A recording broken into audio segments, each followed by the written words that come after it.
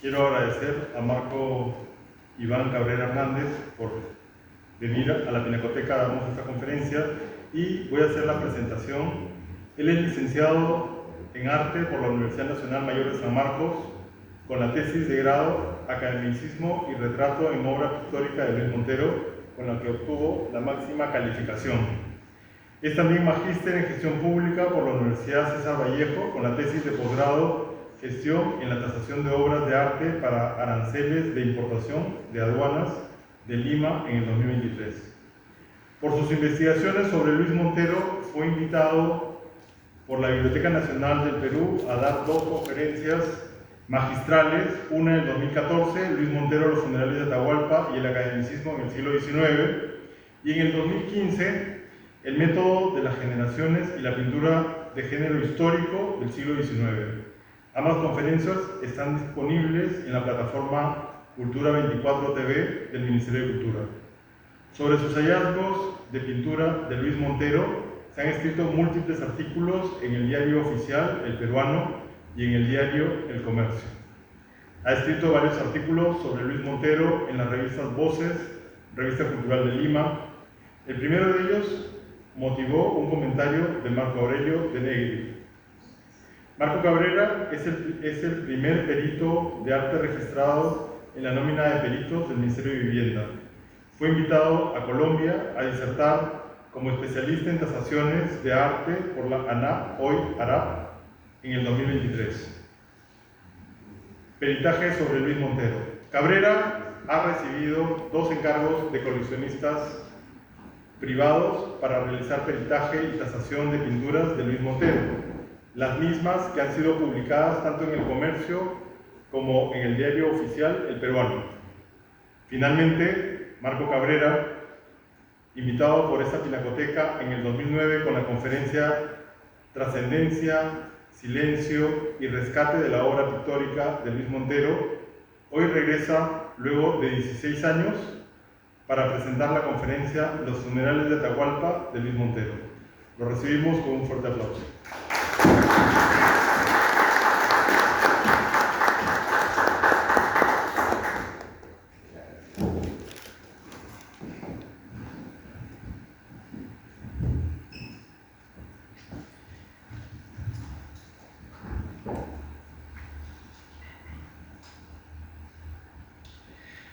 Buenas tardes. Antes de comenzar debo agradecer la gentil invitación del señor José Alberto Christiansen, funcionario responsable de la Pinacoteca Municipal Ignacio Merino. Con él también hoy día agradezco la presencia del regidor Bayón, de la Gerencia de Cultura de la Municipalidad y de la propia Municipalidad de Lima. Muchas gracias por la invitación, me siento muy honrado por la designación para esta conferencia y saludo a la Pinacoteca Municipal Ignacio Merino por la celebración del centenario de su fundación. Permítame, José Alberto, pedir a todos los presentes por este centenario un fuerte aplauso a la Pinacoteca.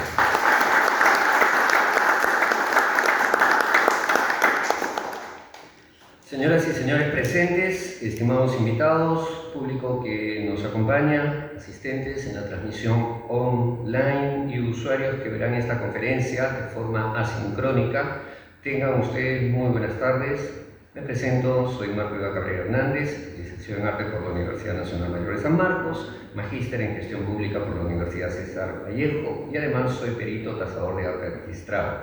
Voy a iniciar la conferencia. Los funerales de Atahualpa. El Estado identifica la famosa pintura Los funerales de Atahualpa, inventada por Luis Montero 1826-1869 y acabada en 1867 como el bien cultural mueble registro nacional 000016028 Sina.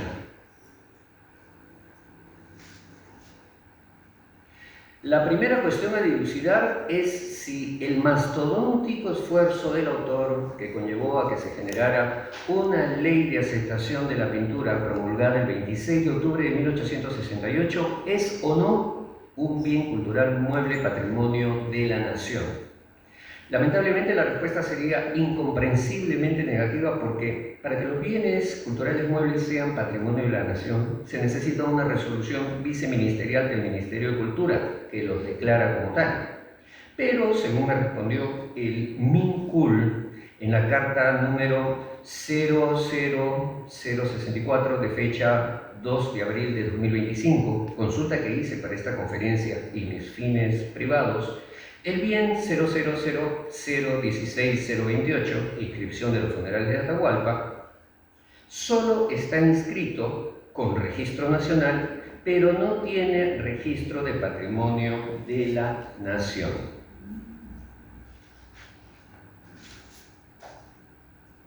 De los 15 bienes que consulté, y pueden ver la relación, solo 4 sí están registrados.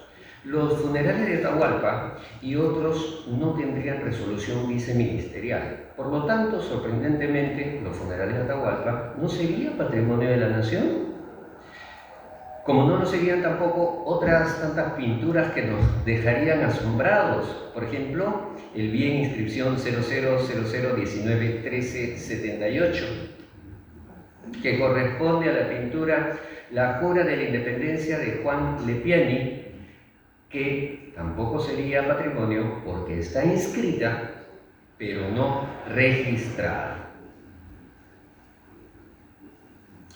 Dejo de una vez establecido que yo no hablo a nombre del Ministerio de Cultura, ni de sus procedimientos. Toda referencia que hago por los documentos obtenidos por la Ley de Transparencia está debidamente documentada, pero para consultas de mayor precisión y alcances deben responder los funcionarios acreditados. Mis observaciones, considero que pertinentes, son, porque soy un profesional licenciado en arte, y como ya se dijo, ostento una maestría en gestión pública.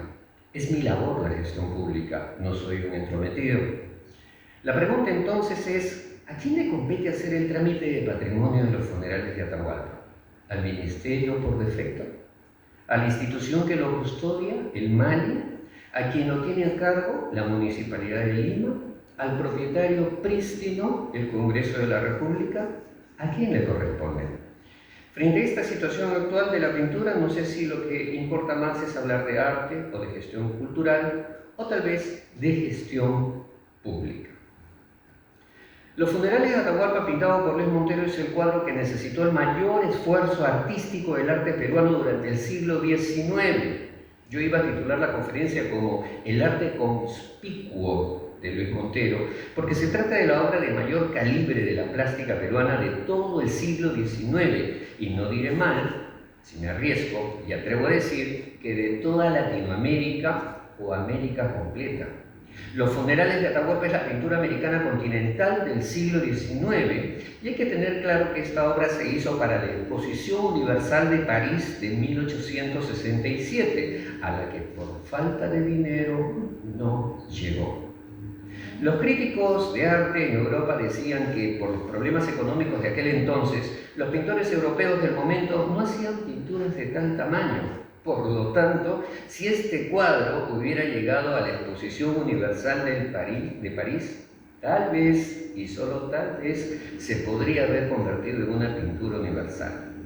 Lamentablemente, la falta de recursos nos negó la posibilidad de saber si nuestro cuadro hubiera sido premiado en Francia. Nunca lo sabremos. En general, al estar frente a la obra, uno se inmiscuye inmediatamente en el tema, como lo hicieron todos los críticos de su momento. Luego, páginas y páginas que intentaban responder la pregunta del por qué las indígenas eran de parecido europeo, lo cual no se condecía con la raza original, por lo que Basadre llamó a Montero erudito cicatero. Otros, en cambio, justificaban las fisonomías dándole un sentido alegórico, las hijas del sol.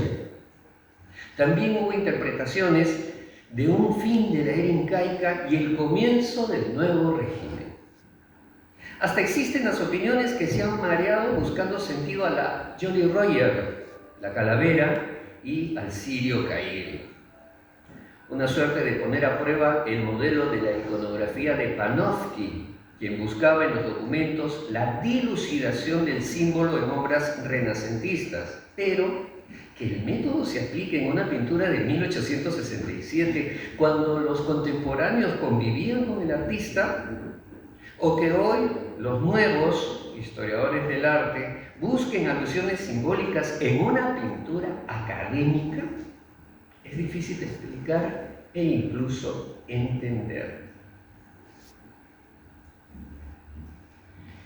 En el extremo de la excentricidad académica se presentan explicaciones insostenibles, argumentando que el niño incluido viste como prefigurando la bandera peruana. Esa es una absoluta invención accidental, tan arbitraria como algún escrito que incluso atreve a decir que Montero fue liberal. Debo ser justo diciendo que todos podemos opinar de arte, pero en la medida en que las opiniones formen mitos o leyendas, las interpretaciones exigentes y objetivas serán menores. La realidad es una sola. Montero no dejó nada escrito sobre el porqué de su cuadro, no dejó alguna explicación. Y si lo hizo, hasta el momento la historia la desconoce o no ha sido publicada. El artista al respecto nunca dijo una sola palabra explicativa. ¿Será que una imagen está en otro plano distinto al lenguaje verbal? Quizá el único documento fehaciente al respecto es la carta de Luis Menzones a Federico Peset del 14 de julio de 1865, 2 años antes de que Montero acabe la pintura. El remitente dice, cito, el cuadro de que usted me habla es colosal y bastaría esa sola obra para formar la reputación de un pintor de mérito. El cuadro representa la muerte de Atahualpa y como Montero tenía necesidad de un indio muerto, para simbolizar esta figura, copió al pobre Tinajeros antes de que lo pusiesen en su cajón. Cierro cita. Esta carta está disponible en internet, buscar en Archivo Mali. Entonces, toda explicación respecto al significado de la pintura es unilateral y subjetiva, válida también, pero como expresión personal de quien la dice.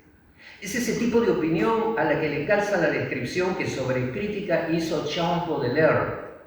Cito, la crítica ha de ser parcial, apasionada, política, es decir, hecha desde un punto de vista exclusivo, pero desde el punto de vista que abra máximos horizontes. Cierro cita. Entonces, todo lo que se ha dicho del cuadro en tanto interpretación personal es una crítica y está bien. Pero para un profesional en arte, aparte de la opinión personal, nos corresponde la exigencia académica, conjuntamente con ese otro tipo de crítica que el mismo Baudelaire llamó, cito, fría y algebraica, que bajo pretexto de explicarlo todo, no siente ni odio ni amor, y se despoja voluntariamente de toda clase de temperamento. Cierro cita, es decir, aburrida. Lamento por ello que en esta conferencia no os vaya a divertir.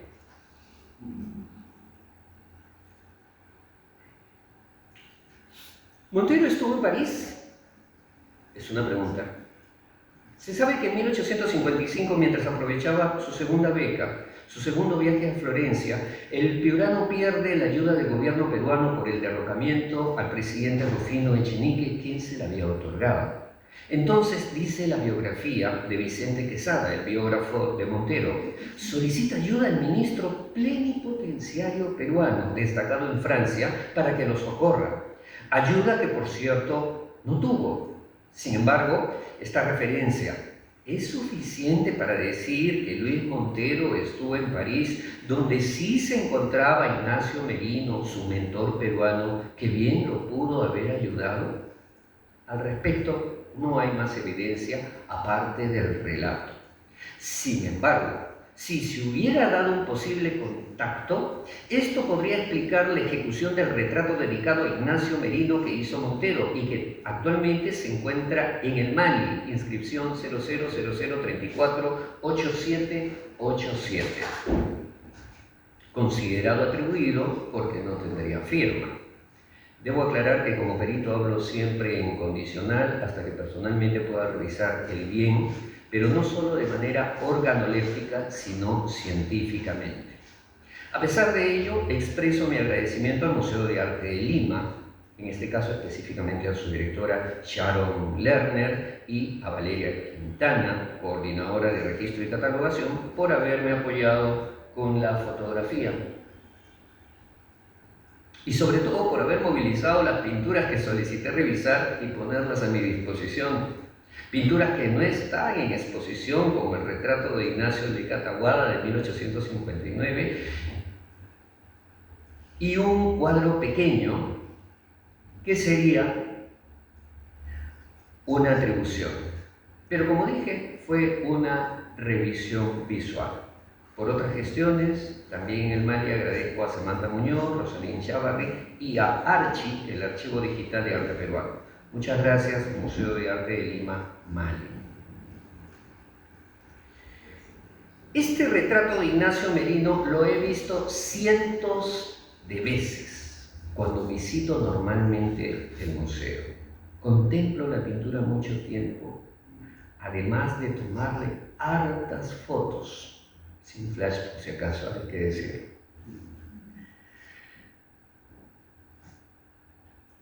Al estar frente al retrato, recuerdo la descripción que hizo de él el diario El Comercio cuando dio detalle de la exposición industrial de 1869. Cito El Comercio: un retrato de Merino por Montero siempre detiene la mirada del aficionado espectador. Cierro citata. Entonces miro la pintura y me pareciera escuchar el soneto que le dedicó Domingo de Vivero a Ignacio Merino en la línea que dice, cito, el niño artista de guedejas de oro. Cierro cita. De todos los retratos y autorretratos que conozco dedicados a Merino, este que le hizo Luis Montero me parece el más fiel a la descripción. Al mirar y atender a las guedejas de oro al cabello, aparece la técnica de Montero, como si la delicada figura general estuviera realizada de pinceladas violentas, determinantes, indóciles, como grabando en la tela un así es él, ese es su rostro. Luego me acerco a la frente y ya no veo al Merino pintado, sino solo a Montero. La impronta artística se manifiesta con el pincel de izquierda a derecha, de derecha a izquierda, de arriba a abajo y al revés, también en diagonal. La superficie irregular, los faltantes de la capa pictórica que debieran llegar hasta la tela del lienzo nos alerta que tal vez esta pintura pudo haberse sobrepintado, pero esto no se puede afirmar hasta que se someta a un análisis de conservación. Entonces seguimos viendo el óleo y descendemos. Y aquí está el ojo derecho con la pincelada en curva y el contraste del blanco con los colores fríos de la pupila. Y el ojo izquierdo, que también es elocuente, trazos y trazos con la proporción y contraste exactos que solo saben medir los artistas. Un punto más de color y el cuadro se arruina. Un desvío, alguna leve aparición de titubeo o timidez le quitaría el aura de obra de arte. Esto solo lo saben los artistas cuando están solos produciendo sus cuadros, pero a la vez repletos de recursos. Cuando pintan, los artistas no están solos. El retrato es robusto y con abundante pintura, pero a la vez es ligero, en el sentido de la velocidad con la que define los detalles, que solo cobrarán sentido a la distancia. Y entonces me alejo y observo que la huella cronológica de esta pintura, del 53 al 55, según lo que se estima, insisto, no me consta, tiene correspondencia con los cuadros de época. Por ejemplo, la Venus dormida de 1849. La siguiente pintura de Montero tiene la ficha de inscripción 000309468. No hagamos ruido, por favor, porque la Venus está dormida. Cuadro maravilloso del primer viaje, que ameritó la que hoy podemos considerar la primera crítica peruana de arte, dedicada a una obra peruana, publicada en El Comercio el 19 de enero de 1852, a un mes del primer regreso de Montero a Lima, escrita por un anónimo que se hizo llamar El extranjero con G. La pintura es exquisita y a la vez contrastable con lo que el pintor produjo antes de ir a Europa e incluso con obras contemporáneas. Yo dije que este era el primer desnudo de América, pero podría no ser tan cierto siempre y cuando se confirme que la pintura vacante de Juan de Dios Ingunza, que es casi seguro una versión de alguna Venus barroca, tuviera una fecha anterior, lo cual no sabemos porque los catálogos no le han puesto la cronología. Lo que no va a cambiar en la Venus de Montero es que tiene un fechado de aproximadamente 1849, 1850, 51, y que se trata de la pintura de mayor logro en este primer periodo académico, al cual le pertenecen obras como La degollación de los inocentes. Insisto, ese cuadro no se titula Matanza de los inocentes. Por cierto, esta obra no tiene número de inscripción todavía. Señores BCP, hay un pendiente allí. Y el bien Registro Nacional 0000132612, Perú Libre, ubicado en el Congreso. Es un lienzo que conjuntamente con la desconocida Magdalena, regalada a Ramón Castilla para que le amplíe la beca por un año, lo que le fue conseguido, logró la primera nota periodística a toda página en el diario oficial El Peruano. Esta no fue una crítica de arte como el artículo de la Venus. Permítame la digresión, y todavía para beneficio personal, pero sobre la Magdalena, una pintura que desconocemos, que fue pintada en 1849 y que se presentó en la Academia de Florencia, y que le valió el segundo lugar con un premio pecuniario de 6 zecchini. Esta primera pintura de su primera etapa florentina convirtió a Montero en el primer pintor peruano premiado en Europa, ganando el segundo lugar, un puesto mayor al que en cambio ganó en 1863 Ignacio Merino con la pintura Cristóbal Colón delante de los doctores de Salamanca, obra que por cierto se encuentra en esta colección, y no digo mal si comento que en este edificio de momento es la pintura estrella. La diferencia es que Montero gana el premio en Florencia, mientras que Merino lo hace en el Salón de París, que para el momento era el de mayor notoriedad. Yo hice una conferencia al respecto en el segundo Congreso Internacional de Arte de la Universidad Nacional Mayor de San Marcos en 2018. Como ven, las noticias sobre Montero ocupaban mucho espacio y notoriedad en los diarios, páginas completas, lo que nos va indicando que la relación entre Montero y la prensa fue casi un matrimonio. Supongo que desde los fueros de las ciencias de la comunicación y el periodismo, el caso de Luis Montero debe ser un tema de estudio. A diferencia de Ignacio Merino y Francisco Lazo, Montero ha sido el pintor más difundido, el más publicado, y casi se podría decir que antes de la debacle de la guerra con Chile, Luis Montero fue una suerte de superstar de la pintura peruana. Cuando menos tenía fama consolidada. Periodísticamente es el pintor del siglo XIX, incluso social y políticamente por su vínculo con el Congreso. Luis Montero fue el más reconocido artísticamente, superó a sus contemporáneos, ganó su primer premio, segundo lugar, en 1849, reconocimiento pasado por alto, que lo convirtió en el primer pintor peruano en Florencia, pero no tenía ni la alcurnia de Merino ni el reconocimiento literario político de Lasso. Todo no se puede tener en esta vida.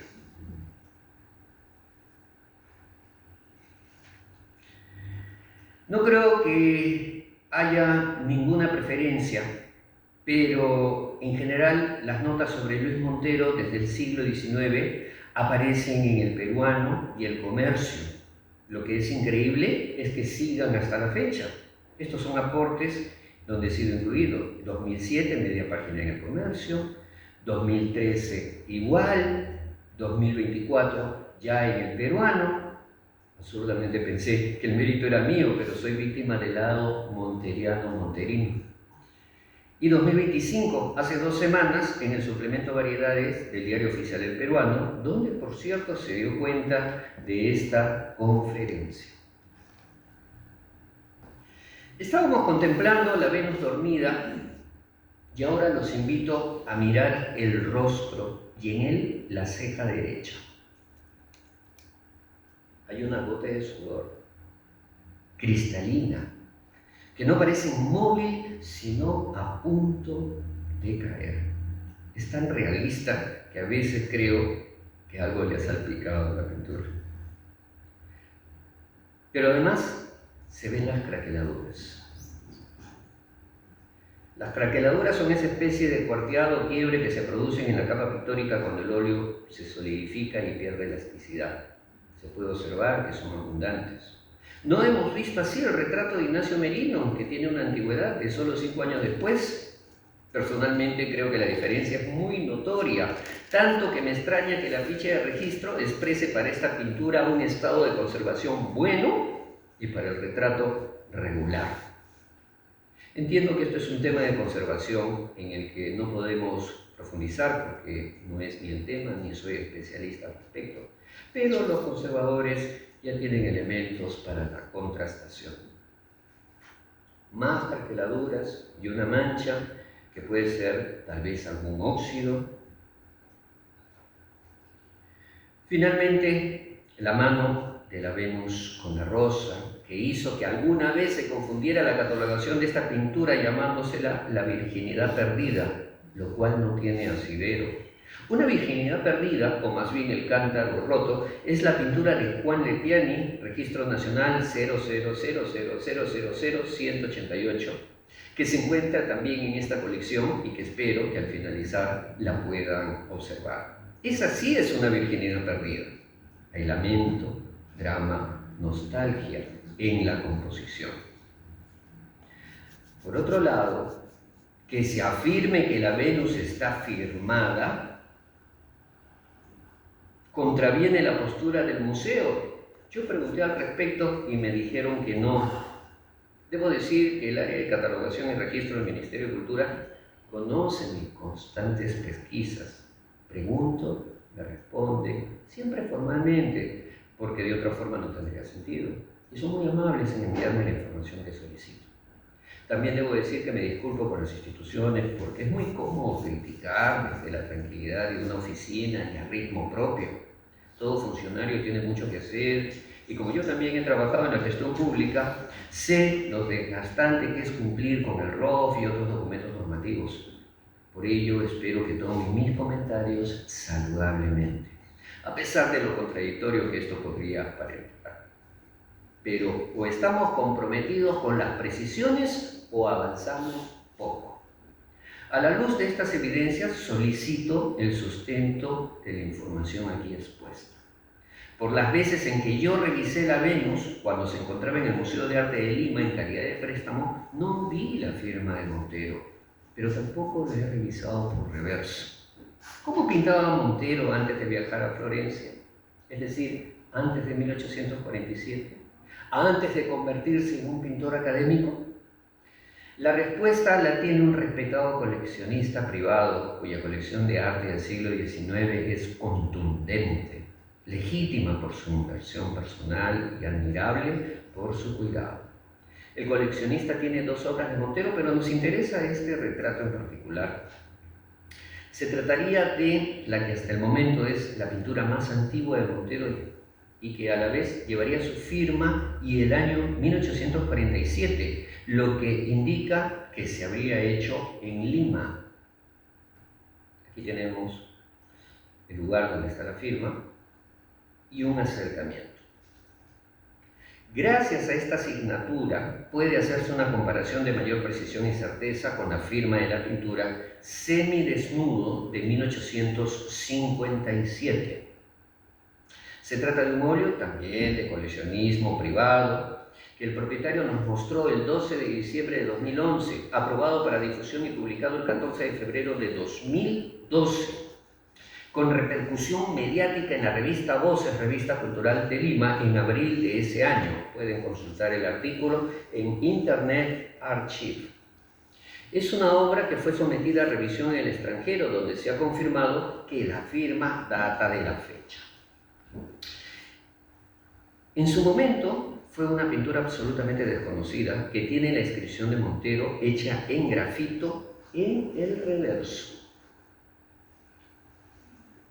Pero es importante, por eso es importante la revisión de todo bien mueble artístico, tanto por delante, atrás, arriba, en la periferia, etc. Lo cual no se puede hacer en una visita convencional a cualquier museo, galería o colección privada.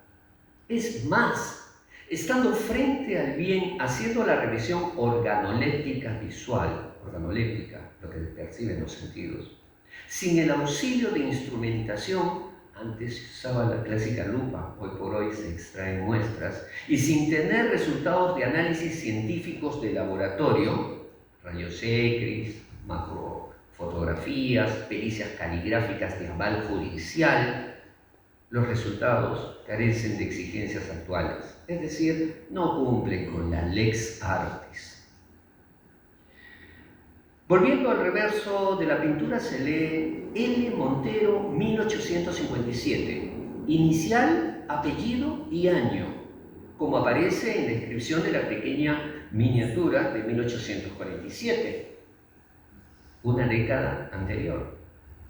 El lienzo que llamamos semidesnudo, por la fecha se habría hecho en Cuba, porque Montero estuvo allí los años 1856, 57, 58 y 58, 59, ya que la fecha es 1857, se hizo en Cuba, pero según la provenance, que significa la procedencia testimoniada por los propietarios, esta pintura fue un regalo de bodas o de alcoba a los antiguos parientes. No avancemos más sin dar cuenta de la pintura epigonal del segundo viaje de Montero.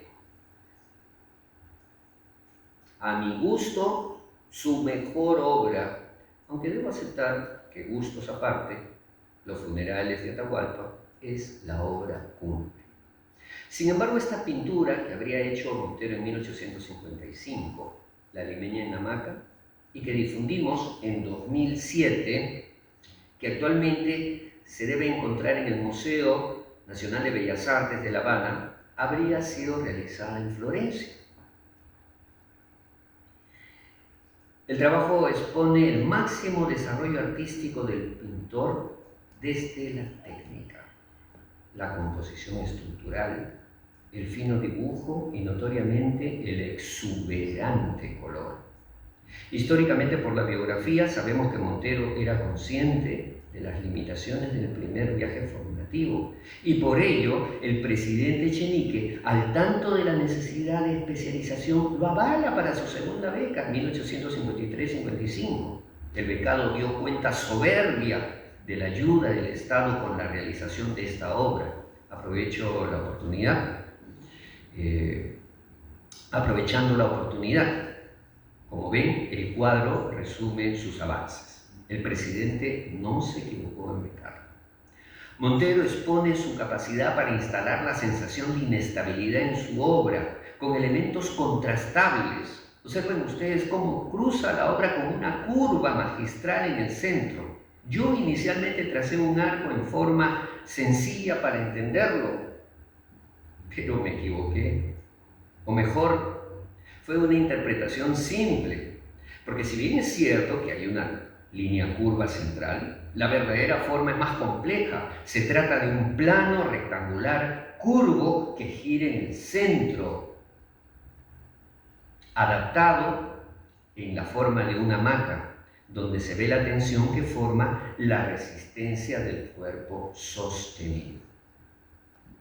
Luego, a la vez que la limeña se balancea, cruza la pierna derecha sugiriendo un escorzo. Después Montero hace que gire medio cuerpo superior, le recoge el brazo izquierdo, suelta el derecho y entre los dedos le coloca un cigarrillo. Magistral, porque rompe con los estereotipos anteriores de mujeres en la hamaca, que hay muchas, y lo hace con un detalle minúsculo, un cigarro, por un momento imperceptible. Y ahora me pregunto si efectivamente se trata de la limeña en hamaca datada por documentos históricos, ese método esclavizante que mutila la contrastación directa cuando no se sabe utilizar. ¿O se trataría de la Perriccioli, como me comentó la doctora Olga López Núñez, quien fue la que me envió la imagen para mi tesis de licenciatura, diciéndome que ya la había registrado con ese nombre? Cuando yo hablé con el comercio, que dada la importancia, vio pertinente publicar la noticia el 14 de febrero de 2007, después todos repitieron la información. Claro, ya tenían su fuente confiable.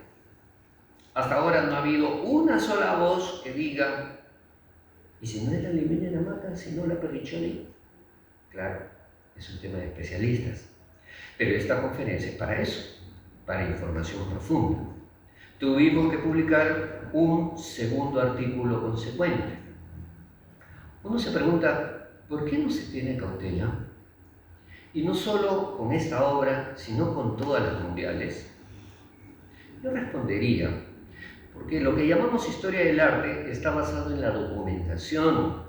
La verdad artística es en tanto la obra vaya acompañada de un papel. Esa metodología, insisto, ha mutilado la percepción. La obra de arte no depende del documento. Se hace una verdadera historia del arte en tanto el análisis sea directo y sea la obra la fuente de información primaria, siendo la documentación información complementaria obligatoria. Tampoco estoy diciendo que sea prescindible, porque si no mañana vamos a estar repletos de críticas y habremos retrocedido. Esa tendencia de buscar el camino fácil y peor en una era de redes sociales. Que se me escuche bien, que estoy diciendo que el camino es el más difícil y no estoy de acuerdo con las actuales tesis de 70 páginas. Al contrario, yo me gradué con una de 300. Las que vienen deberían tener 500. Dicen, es que no hay quien las lea. Y yo respondo respetuosamente. He llevado un ciclo de maestría en docencia universitaria. Hagan su trabajo, por favor. Un verdadero licenciado en arte revisará las fuentes históricas a profundidad, pero su explicación fundamentada nace de la observación directa del bien. Hoy, como ya dijimos, la revisión sensorial no es suficiente. Los nuevos trabajos de arte deberían añadir la consabida información documental, resultados científicos de laboratorio. La cosa amplió, no disminuyó. La historia sin documentos no avanza. Para el arte, en cambio, es un método fundamental y además, aquí yo no pretendo restar la importancia a la revisión histórica, pero la evidencia artística, que en este caso es el cuadro mismo, nos puede decir otras cosas.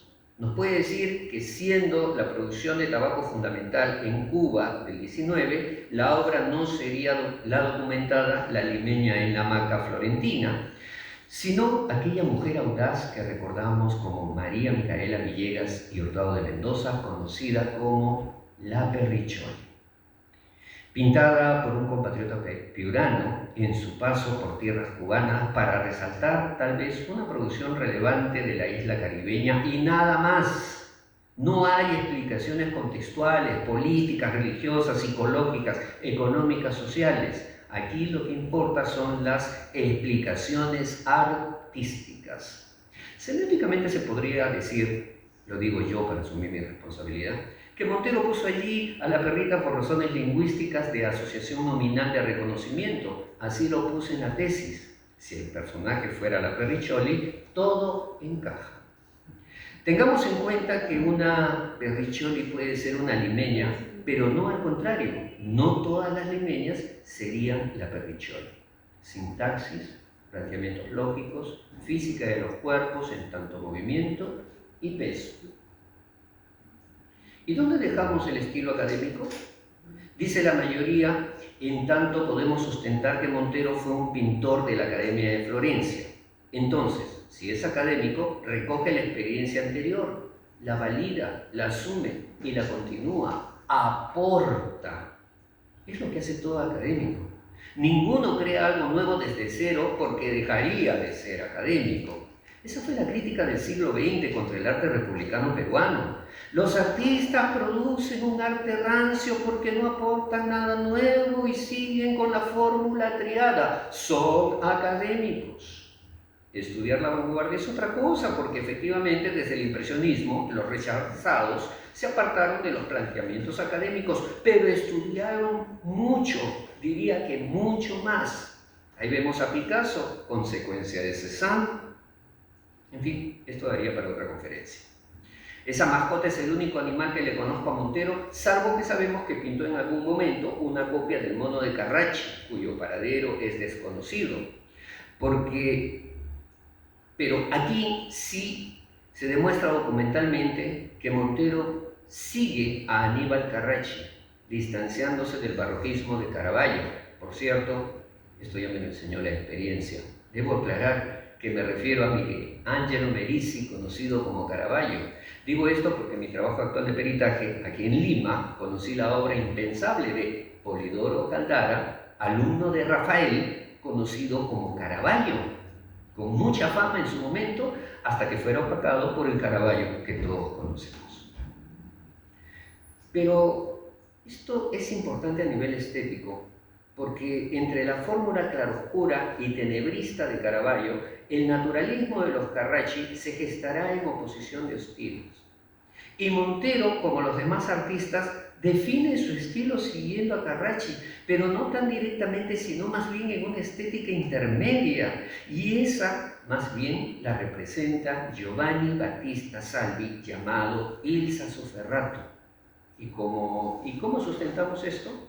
Porque Montero hace la Venus dormida y nunca supo que esa pintura que él creía que era de Sassoferrato, en realidad se demostró después que era de Giorgione. Por una confusión de catalogación, se creyó que el autor fue Sassoferrato, lo que pasa con el 50% de las pinturas mundiales y las nacionales, mal catalogadas. Quiera Dios que ahora todo lo que presento como de Montero sea efectivamente de él. Yo solo responderé por aquellas obras a las que les he hecho o hago peritaje. Las demás, aún firmadas, no me constan. Y si a esto le añadimos que la autenticidad absoluta no existe o es imposible, concepto todavía no haya añadido al peritaje artístico, imaginen ahora en qué escenario nos movemos. Han tenido tiempo intencional de mi parte para que vean la Limeño Perricholi. Vean cómo caen las cortinas rojas al fondo, cómo juega Montero con las telas colgantes del personaje. La ambientación no es gratuita, el enlosado tiene líneas geométricas rectas, los volúmenes de la balaustrada, con las masas estructurales del fondo que provocan rigidez, la cual contrasta con el movimiento y balanceo del primer plano. Y entonces Montero nos anticipa su capacidad de pintar tensiones, logrando equilibrio en la composición. El personaje no se mueve, pero se mueve. Por otro lado, un capítulo aparte merecerían los colores, el dorado, el rojo, los marrones, los verdes, los azules, las transparencias, los blancos de las medias distinguidos del blanco brillante del calzado que anticipa lo que vendrá. Observen que la rigidez de la composición total, Montero la coloca a la derecha y el movimiento a la izquierda. En los funerales de Atahualpa hace lo mismo. Estructuralmente no habrá novedad. Rigidez a la derecha y dinamismo a la izquierda.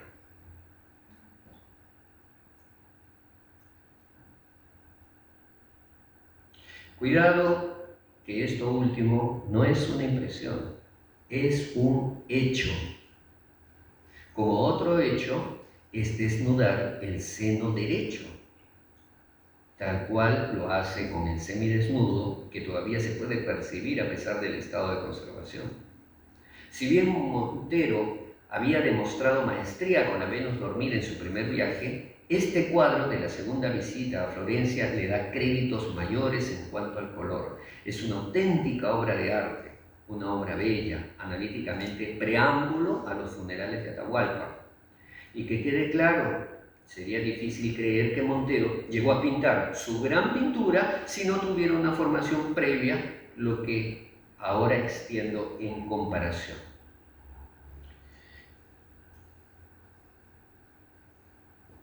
La Venus dormida, 1850, La limeña en la hamaca, 1855. Espero que se advierta la evolución. Pero si hacemos la comparación por la producción florentina, entonces, primer viaje de Montero, La Venus dormida, 1850, a 3 años de su partida de Lima. Segundo viaje, La limeña en la hamaca, 1855, 5 años del anterior. Tercer viaje, Los funerales de Atahualpa, 1867, a 12 años del cuadro anterior. La muerte de Montero en 1869, 2 años después de los funerales, de finalizar los funerales de Atahualpa, efectivamente truncó la curva de ascenso artístico de un gran pintor. No hay forma de pensar estadísticamente que lo que pudo haber hecho después fuera de menor calidad. La fiebre amarilla nos arrebató a un auténtico talento peruano. Pero otro enfoque sería la evolución de firmas. 1847, pintura, miniatura de Dama Desconocida. 1857, pintura de Montero en Cuba. Entre ambas se ubicaría la inscripción que figura en la pintura El Perú Libre. Pero, aunque el cuadro está fechado en 1849, la carta de Montero de 1860 dirigida al Congreso podría poner en duda que si bien el cuadro se hizo en 1849, la inscripción podría ser más bien más tardía y con el interés de obtener la tercera ayuda del gobierno, la cual fue denegada. Lo contundente es que para la grafía el pintor usa la fórmula L. Montero y por lo general acompaña el año. Los que tenemos experiencia en autentificación sabemos que una inscripción como la del centro no es necesariamente una firma.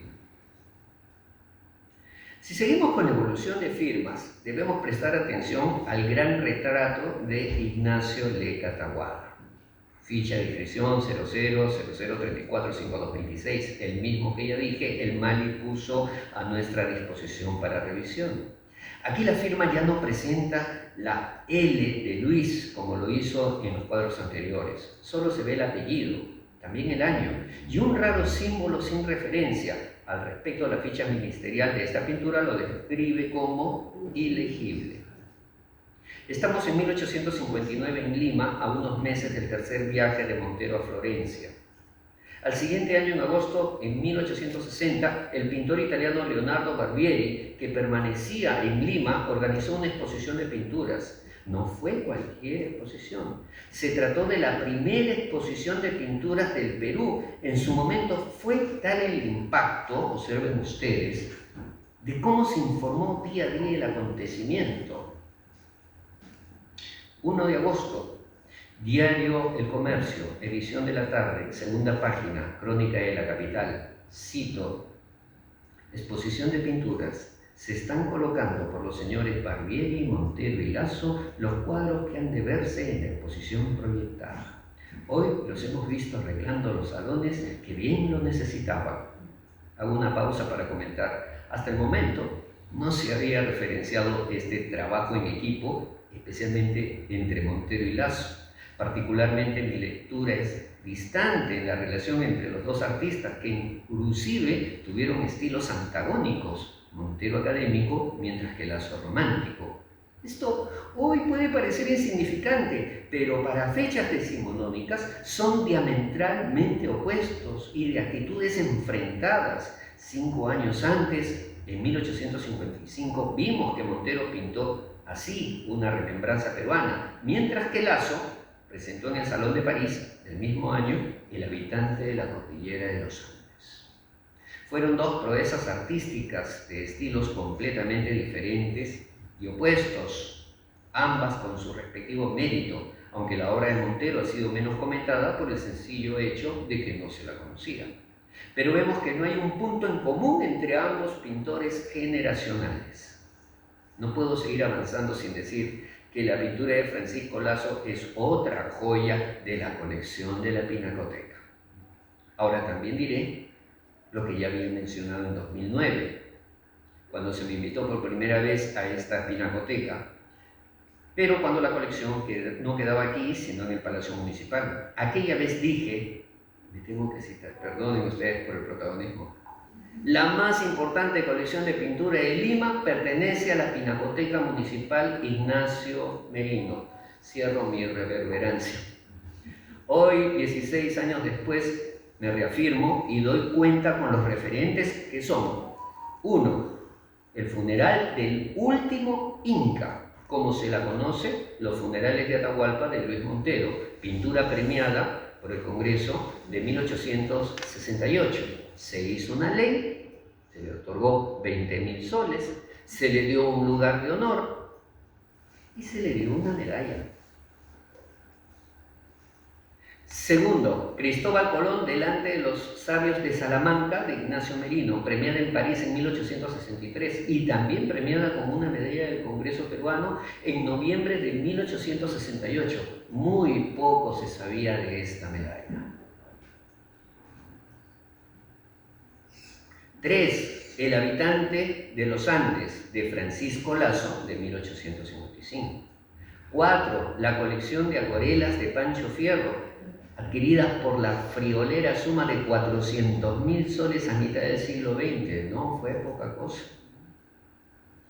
5. Hay 2 pinturas que hasta donde se sabe fueron pagadas por la Municipalidad de Lima. La Jura de la Independencia, de 1904, de Juan Lepiani, hoy en el Museo Nacional de Arqueología, Antropología e Historia del Perú, y El último cartucho, hoy en el Museo de los Combatientes, también de Lepiani.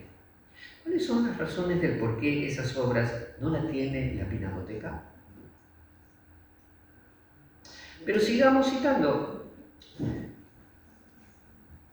Hoy los hemos visto, a Montero y Lasso, arreglando los salones que bien lo necesitaban, pues aparte de que ha habido necesidad de blanquear las paredes del propio peculio de estos mismos señores, o sea, Montero y Lasso poniendo su dinero y trabajando palmo a palmo en labor museográfica y curatorial, aparte de ser artistas patrocinadores. Me pregunto, ¿cuándo es el Día del Curador?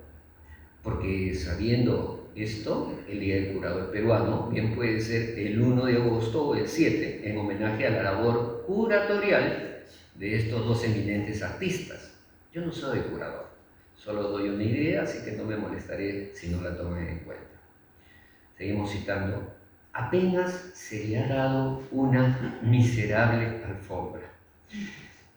Cierro cita. En otra nota más adelante se da cuenta de que la alfombra era valiosa. Hay que entender el comentario, es solidario y ácido en reclamo al gobierno por apoyo. Al día siguiente, 2 de agosto, se anuncia. Cito: Estatua de Colón, aviso oficial.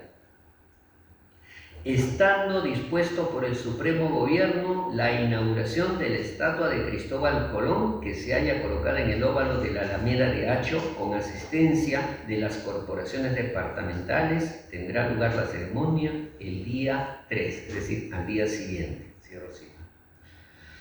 Hasta ahora tampoco se ha escrito una línea que relacione la inauguración de este monumento con el devenir de los artistas. En este caso serían Luis Montero, Francisco Lazo, incluso Pancho Fierro, quienes pululaban por las calles de Lima y no pudieron estar ajenos al que en su momento fue un hecho extraordinario. No especulo nada cuando digo que ellos vieron la inauguración de Colón, de Salvatore Rebelli. No se quedaron en sus casas. Estuvieron allí, era un evento protocolar, oficial, pero también era un evento social y artístico. Ese artístico con otra connotación de lo que decimos ahora, un evento artístico. Artístico para ellos. Sé que el dogmatismo académico dirá, presente usted una foto, una carta, una nota donde se lea que Montero estuvo allí. No la hay. No sé si la habrá o aparecerá. Pero también la especulación disciplinaria con los elementos mostrados y el contexto del momento, la inauguración de la escultura de Cristóbal Colón, no pasó inadvertida para él, ni para ningún limeño, asistente o no. Tal vez Montero no asistió a la ceremonia, tal vez fue días después, pero de que la vio, la vio.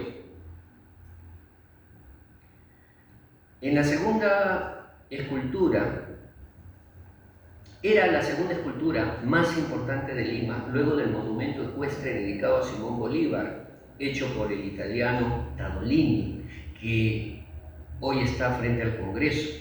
Nosotros lo vemos negro, pero en su momento era dorado. Así lo vio Montero, inaugurado en 1855.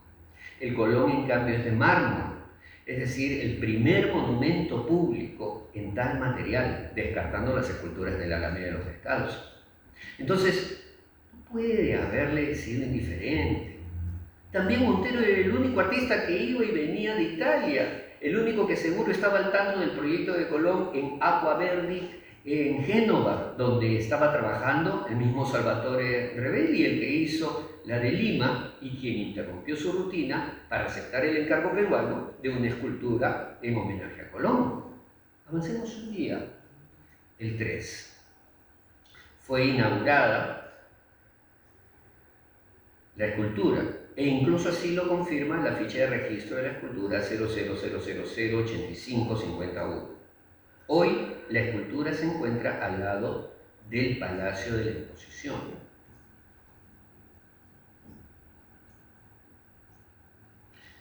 4 de agosto, Lima, inauguración de la estatua de Colón. Cito unas partes. Ayer se procedió a la inauguración de la estatua del descubridor de América. Un numeroso concurso, asistentes, llenaba las veredas de ese paseo. ¿Estaría Montero en ese concurso? Más abajo dice, a una señal dada, descubrióse la estatua. Esta revelación del monumento no fue un hecho accidental, representaba el acto protocolar del mes, o de la temporada, o del año. Y entonces Montero ve cómo Rebelli ha resuelto el conjunto escultórico, Colón y América. Al verla, se observa que es una América de carne y hueso, cuando debería ser una alegoría. Vean ustedes en la foto de Preciuso, la América de Génova. Esa sí es una alegoría. Entonces, ¿quién representa a América en la escultura de Rebelli? Si se indaga por la mujer nativa americana e histórica en tiempos de Colón, se llega a la taína Ana Caola.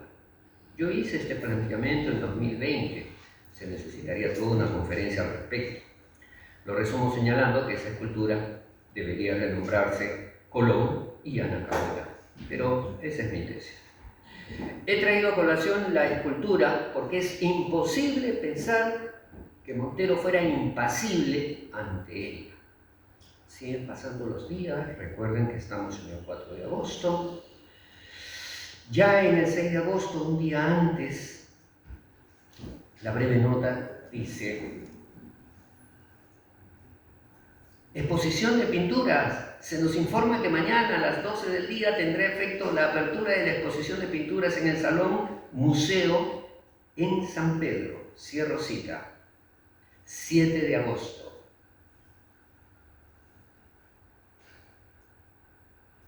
Se ha verificado hoy la apertura de la exposición de pinturas. Qué emocionante debe haber sido el evento para los cultores y amantes del arte. Ahora entenderán que cuando camino por la Biblioteca Nacional de Abacay y la Iglesia San Pedro, trato de buscar el lugar donde se dio la exposición.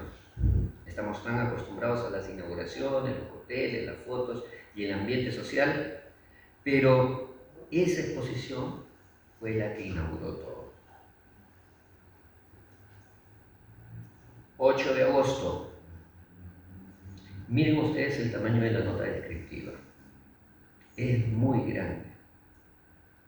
Empieza con, cito: ayer asistimos a la exposición de pinturas cuyos salones han sido vistos todo el día por muchas personas. Cierro cita. Luego de la conmoción artística de la inauguración, tenemos que saltar al día 15. Y esto que les muestro, por fin, es tan importante porque se trata del análisis de las pinturas presentadas en la exposición. Ojalá hoy se repitieran las descripciones en el periodismo cultural. Por ello, desde aquí me aprecio a Ernesto Carlín, del Diario Oficial del Peruano, a los periodistas que me dieron tribuna y al Comercio, a la revista Voces, que mientras editaba me dio páginas y páginas, e incluso en su momento el recordado Marco Aurelio de Negri comentó uno de mis artículos. Gracias. Hoy solo se notician las inauguraciones, pero no se analizan las obras a pesar de la gran tecnología que tenemos. Y cuando se analiza, perdonen, pero alguien lo tiene que decir, solo se repite la nota de prensa. Ahora que hable de los funerales de Atahualpa, ya para cerrar, seguro lo entenderán. Vean ustedes, en primer lugar, todo el espacio de análisis que le dedicaron a las pinturas. Cuando yo vi el artículo me sorprendí, me enorgullecí. Que sepa, el único que notició esta fuente antes que nosotros fue Joaquín H. Ugarte y Ugarte, que sacó una nota por el centenario de la exposición en 1960. No lo hizo nadie más, porque después los que han escrito algo sobre la exposición hacen referencia a Ugarte y Ugarte. Pasa que la fuente no está disponible ni legible en la Biblioteca Nacional, donde se debe utilizar el material fílmico con lectura en negativo, que debido a la falta de nitidez distorsiona la imagen y no se puede leer. Por eso muestro esta cuidada colección del Comercio y las páginas que he ido proyectando, porque son casi un hallazgo. La colección del Comercio de este año, 1860, es muy difícil de encontrar y revisar. Por otro lado, he visto libros que, por aumentar la bibliografía, hoy es práctica común, citan las referencias que han visto otro autor anterior sin contrastarlas personalmente. Esto tenemos abundante información, por eso tenemos abundante información de segunda mano y poca diligencia bibliográfica. El artículo original confirma, cito: por primera vez en Lima tenemos una exposición de cuadros. Fue la primera exposición. Cierro cita. En el desarrollo del artículo se describen las pinturas de Lazo, por ejemplo, Santa Rosa de Lima, El habitante de los Andes, La justicia, Las tres razas. Luego vienen los cuadros de Montero, varios. Recuerden que es 1860, todavía no se ha pintado los funerales de Atahualpa, así que no podría estar incluido. Hay varias obras, algunas conocidas, otras perdidas. Yo les mostraré la parte en que se ve la descripción de dos pinturas, que es el episodio de la degollación de los inocentes y el mendigo y su hija. No hay forma de sostener que la pintura se llame La matanza de los inocentes. En arte, La matanza de los inocentes es un programa iconográfico que tiene 3 partes que se han identificado como la idea del diablo, la orden a los soldados y la ejecución. A esta última se llama la degollación de los inocentes por la forma en que mueren los ejecutados. Además, Montero pinta un protagonista. Reducir el cuadro así es absurdo, porque el único niño protagonista de la degollación de los inocentes en la masacre de los inocentes, prefiero el anglicismo masacre, porque el término matanza, si lo piensan, es poco gentil. Decía que el único protagonista es Jesús, pero él no murió. Sin embargo, el cuadro visualmente nos dice que hay un niño de entre todos los inocentes que tendría importancia, porque si no el pintor no lo hubiera aislado. Por favor, las fuentes se analizan y procesan, no se copian. Gracias a ese niño, que no es Jesús, porque ese niño va a morir, y todos ya sabemos que los inocentes fueron anónimos, sabemos el nombre de los 3 personajes. Marta, que no es la madre de a quien defiende, oh sorpresa, que trata de proteger al hijo de su ama de la perversión de Amenofis, que es el verdugo especialmente enviado por Herodes para ejecutar al niño, siendo que Marta no puede salvar al hijo de Marián II, la esposa de Herodes, que en una trama impecable de la tragedia convierte a Herodes en el autor de la muerte de su propio hijo. Casi nos imaginamos cómo, más adelante en la puesta en escena de aquellos tiempos, se debe haber escuchado en el teatro a las intérpretes en el papel de Marián encarar a Herodes como un ensordecedor asesino. Ojalá que en algún momento se vuelva a poner en escena ese teatro. El título del cuadro hace referencia al drama y, estimados académicos, no hay fuente. Hay investigación y razonamiento, pero más, hay mucho ver la obra. A pesar de ello, como el histrionismo no es suficiente para la ciencia, aquí tienen la portada de los dramaturgos Fontaine-el-Maillard, 1839. Montero pinta en 1849. Ahora, como hay que adelantarse al destén académico, yo soy académico, por si acaso expliquemos que la traducción de la masacre de los inocentes en italiano es stragi di innocenti, lo que en castellano se traduce como degollación de los inocentes. No, señor, dicen los tradicionistas y apegados a la traducción palabra por palabra. Yo soy uno de ellos. Mas yo le voy a responder al obligatorio escepticismo. La portada de la traducción castellana del francés, Madrid, 1840. La degollación de los inocentes.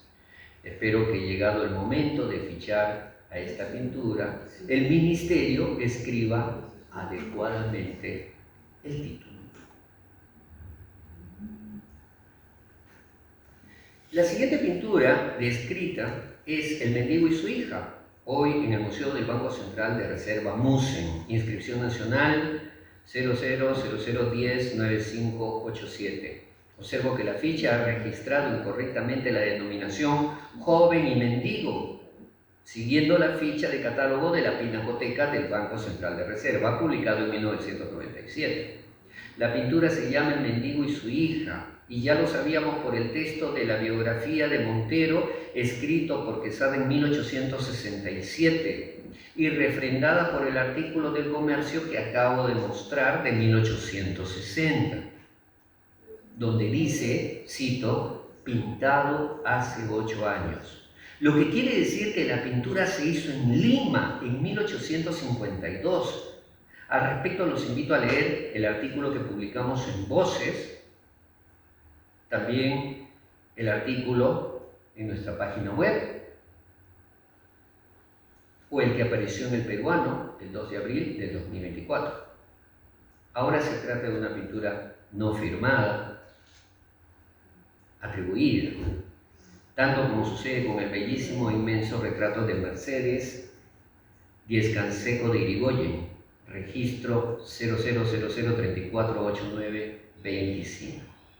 Aquí no voy a tomarme atribuciones y pesquisas ajenas, así que, dada la familiaridad, espero que en algún momento nuestro buen amigo José Alberto Christiansen nos cuente la historia genealógica de doña Mercedes Díez Canseco y su vínculo con la familia Ramón Castillo. Habiendo revisado estas obras, es bueno regresar al retrato de Ignacio Leca Taboada.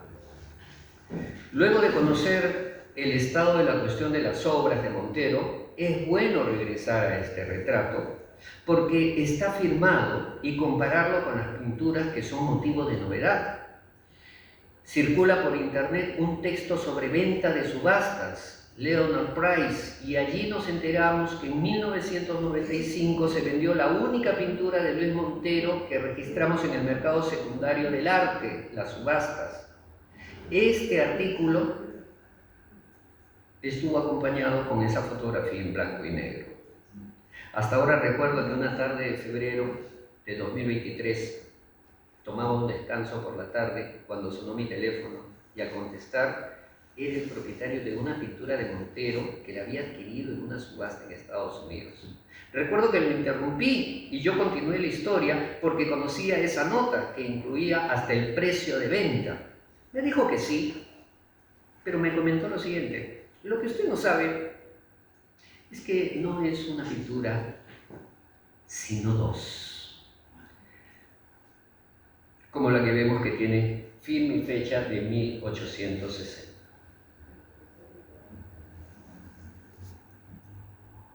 Aquí está. Una pintura que ha llegado con documentación de conservación del Museo de Houston. Tiene 2 informes de conservación, aparte de todo lo que hicimos nosotros. Y aunque nos demoramos unos años con los análisis científicos y el peritaje, todo ha sido complementario. La firma de la pintura se ve, pero difícilmente. Hay que ponerle en diagonal la pintura y con determinada inclinación en la iluminación efectivamente se lee Montero 1860, siguiendo el formato de la firma que aparece en el retrato de Leca Taboada, que es solo apellido y año. Esa pintura se titula Lección de Pintura. La segunda se llama La Carta. Y ambas fueron motivo de la reciente noticia en Variedades en el peruano. Se trata de 2 ejemplares no conocidos que efectivamente funcionan como lo que en arte llamamos pendant, pareja. Y estoy seguro que hizo bien el antiguo propietario en mantenerlas juntas. Por ahora nos llaman la atención los trajes masculinos, que indican que Montero siguió la tradición europea, según hemos podido averiguar. Este tipo de temas y su ambientación no lo conocíamos en Montero. Una nota del Comercio de 1860 dice que Montero esperaba lotes de pinturas que llegaban desde Cuba. Entonces, ¿hizo estas obras en Florencia y las llevó al Caribe? ¿O las hizo en Cuba y las trajo a Lima? Pero llegó a la fecha de 1860. ¿Las pintó para un coleccionista extranjero? Difícilmente es este tipo de temas el que hubiera tenido interés local. Como sea, al parecer las obras han estado en Estados Unidos todo el siglo XX. Lamentablemente, el carácter confidencial de un peritaje me impide dar mayor información aparte de decir que pertenecen a un coleccionista privado.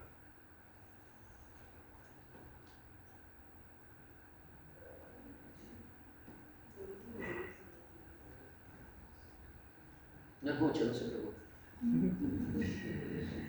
Montero se va a Florencia en 1861 y en ese tercer viaje produjo su obra maestra.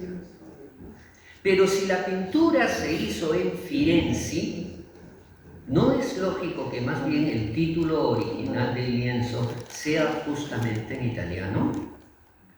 Il funerali del último de Bilincas. Discúlpenme, yo no sé nada, hago mi esfuerzo.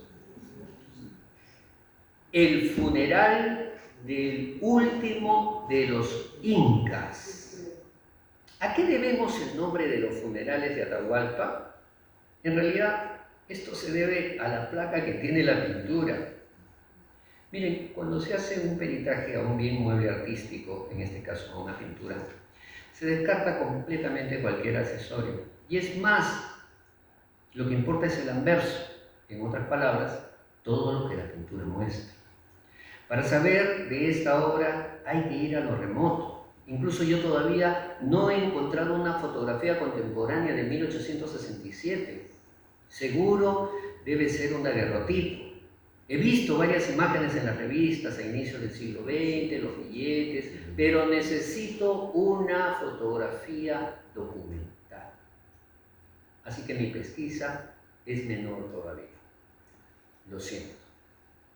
Sé que soy un especialista en Luis Montero, pero mi limitación en esta pintura es muy grande y grave. Y solo he llegado a 1945. Abramos este empastado. Inventario gráfico y valorizado de los muebles y objetos de arte del Palacio Municipal de Lima, enero de 1945. Aquí está la valoración del cuadro llamado Los funerales de Atahualpa.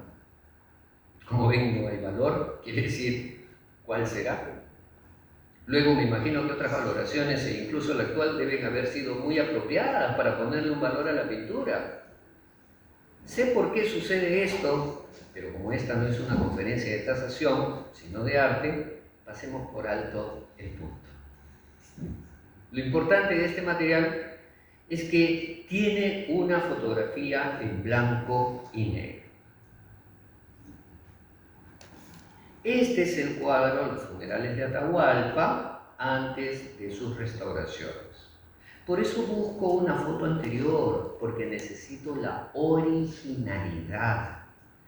Cuidado, no he dicho la autenticidad, sino originalidad. Son dos cosas diferentes. Ruego que los términos se utilicen semánticamente con mucho cuidado. Esta es una comparación entre la pintura actual, 2025, a la izquierda, con la imagen monócroma de 1945 a la derecha. 80 años de diferencia. En la actual se ve la placa de bronce. En la foto del 45 no aparece. Por eso es que un peritaje tiene mucho costo, tiempo, implica participación multidisciplinaria, búsquedas, etc. Me llama la atención que cuando se encarga una tasación, varios clientes no entendidos dicen: solo quiero el precio, no el peritaje. El problema es que si no conocemos la caracterización del bien, no se puede valorar. Por ejemplo, yo no conozco el reverso del bien. No dudo que quienes han tasado sí lo han visto. He preguntado en el Mali por una foto del reverso. Todavía no me la han dado. No sé si la tendrán, aunque no digo que no la tengan, pero deberían hasta publicarla.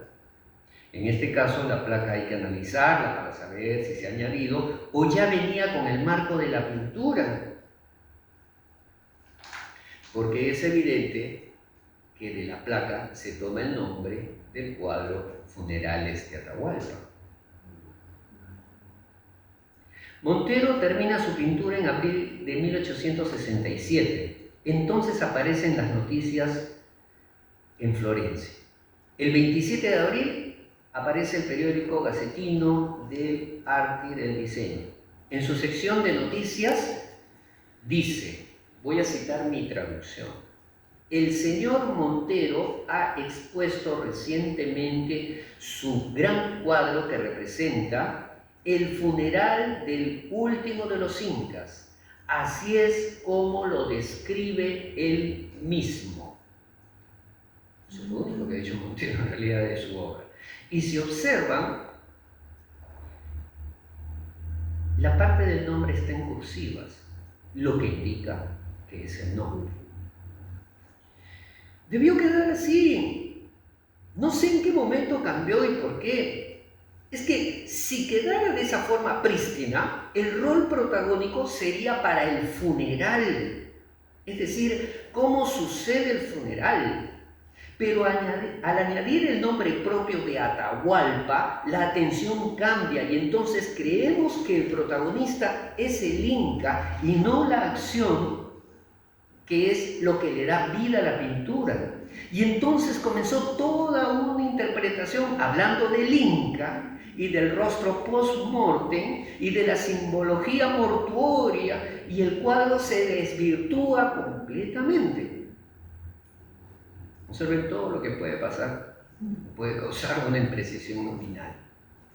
Todos los artículos y comentarios han hablado hastiadamente del Inca. Pero en la pintura nadie lo ve. Esta no es una percepción mía, es un hecho. No hay un solo par de ojos que mire al Inca. Yo no sé qué cuadro he visto la crítica en el siglo XIX o los articulistas actuales que seguro se preguntan: ¿quién lo hizo? ¿Cuántos personajes hay? ¿Cuándo llegó? ¿Cuándo fue? Historia, historia, historia. La pintura está al frente, se la ve, pero no se la mira. La potencia que impregna Montero desde la izquierda retumba en la derecha, y es fácil comprender que por esa acción Valverde ha tumbado el cirio y se ha volteado molesto para ver a la autora. La reprocha, tal vez la odia instantáneamente, lo ha interrumpido, ¡oh sacrilegio! Pero ¿cómo se atreve? Y no le basta verla caída, con su mirada seguro la condenó. Observen que es el único que la mira, el único que no ve hacia donde todos. Los colores que usa Montero en él son de una armonía exacta, un negro aterciopelado, distinto a los demás, el dorado para los adornos de la vestimenta y para el hisopo del agua bendita que el religioso convierte en un arma, el cual brilla muy cercano al acetre dorado que sostiene su compañero de religión, cuyo brillo refulgente también lo distingue de los fondos oscuros y claros. El dorado, el oro, es lo único que importa. Y no es una exageración cuando les digo que miren el rostro de Valverde, áspero, impiadoso, censurador, con desprecio, porque la cara de Valverde es el centro de la composición, y ese es otro hecho.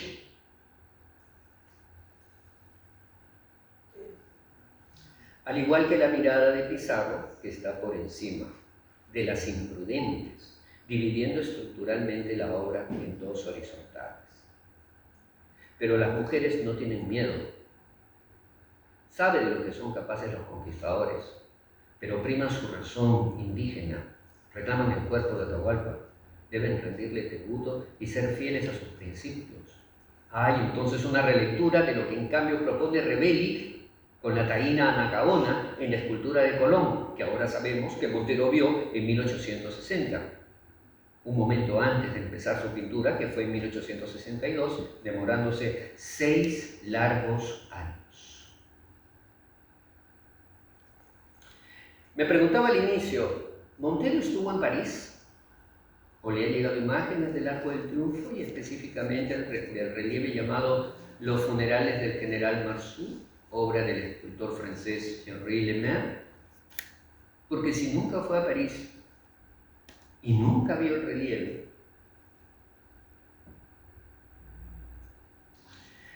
¿cómo es entonces que haya coincidencia entre los extremos de ambas obras, relieve escultórico y pintura, tan solo haciendo una comparación y volteado a la inversa a los personajes?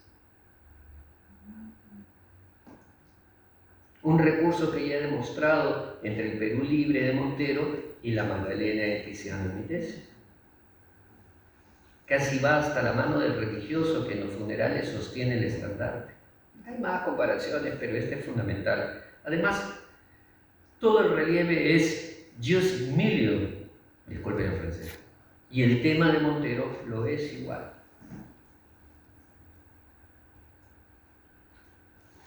Ya termino.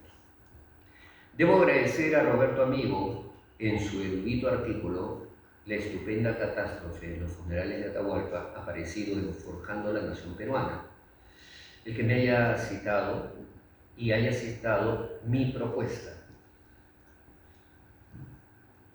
Considero igual que estamos en desacuerdo, pero es un honor su referencia, así que gracias esta vez, aunque seguiremos estrangulando la teoría. Efectivamente, soy el primer teórico que ha vinculado la estética francesa del juste milieu a la pintura académica peruana, específicamente Luis Montero, pero también y sobre todo a Merino y toda la plástica peruana del siglo XIX, porque no hay pinturas de historia hechas por peruanos e incluso americanos a la manera en que los franceses y europeos entendían el grand genre, el gran género, sino solo hay genre historique, géneros históricos.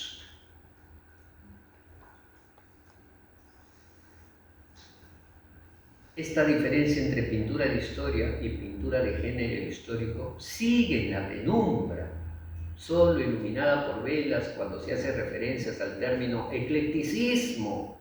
Ya expliqué que la significancia del juste milieu, justo medio, no es su traducción literal, sino más bien la explicación que hizo de él Gustave Planche, cuando se refirió a la conciliación entre el neoclasicismo y el romanticismo, lo que incluso mucho mejor dijo Menéndez y Pelayo con el nombre de buen sentido. Entonces, juste milieu, justo medio, conciliación, buen sentido. De lo que se desprende que el género histórico no es una pintura de historia, porque no tiene exemplum virtutis, porque si lo tuviera, si hubiera una lección de moral y más bien de sacrificio moral, entonces inmediatamente los funerales de Atahualpa dejaría de ser una pintura de género histórico para convertirse en una gran pintura de historia con efecto moralizante. Y este exemplum virtutis no se ve en el Inca, sino en las collas, porque ellas se sacrifican por sus ideales, tradiciones y cultura.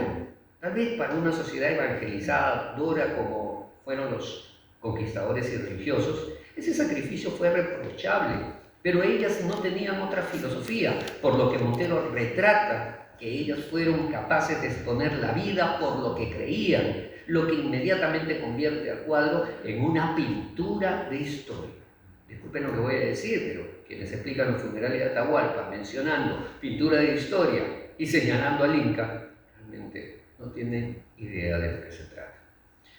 Esta posibilidad de ver la pintura como una pintura de historia, leyéndolo desde las collas, o una pintura de género histórico, o juste milieu, desde el Inca, hace que estemos observando una pintura impresionante. No sabemos si Montero hizo esto a propósito, si nunca pensó en ello, pero el artista, como dije, nunca escribió ni teorizó nada al respecto. Y es que al artista no le competen las divagaciones hermenéuticas, solo crea y su obra es suficiente para su contribución universal. Como han podido observar, la explicación de los funerales de Atahualpa, en tanto estética y arte, está vinculada al devenir de la evolución de su capacidad de crear artísticamente. Si hay un discurso social, todavía no se ha explicado. Porque, como vemos, esta obra no se puede explicar sin tener un conocimiento profundo tanto del artista como de sus pinturas. Quiero cerrar esta exposición citando dos opiniones que retratan subjetivamente al artista. Vicente Quesada, su biógrafo, dijo: Montero es un artista americano que honra a la patria de su nacimiento. Unos breves años después, Bernardo Suárez escribió: Don Luis Montero, según la opinión de algunos inteligentes en el arte, es el primer pintor del Perú, aunque otros le conceden este honor a don Francisco Lazo. Estas opiniones decimonónicas pintan la fama e importancia de Luis Montero. Yo no tengo más que decir. Gracias. Gracias.